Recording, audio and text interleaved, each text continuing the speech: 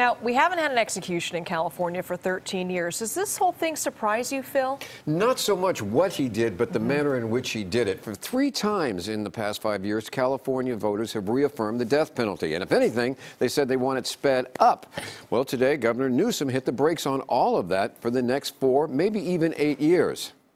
I think we're better than this. I believe in justice. I believe that crimes are so heinous that people should spend the rest of their life in prison. This decision by the governor flies in the face of what the voters have done. I guess he's decided that his personal views outweigh the view of the public. Well, let's take a look at what might be at play here. For starters, Governor Gavin Newsom faced the prospect of actually having to deal with the death penalty in the coming years, thanks to what voters in the courts have said recently. He may actually have had some of those cases on his desk and had to decide whether to grant a clemency, grant a reprieve, or put a stay on it. They would have been coming on his desk. Maybe not in a year, maybe in 2 years. Some of those cases are heinous. The criminals involved in them are nobody that you'd want to try to justify.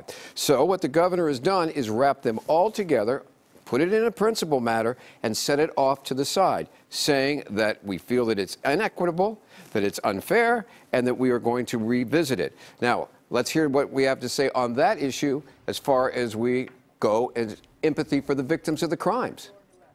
I have deep empathy for victims of crimes, and I believe in justice. Would the governor feel the same way if it was one of those cute children of his?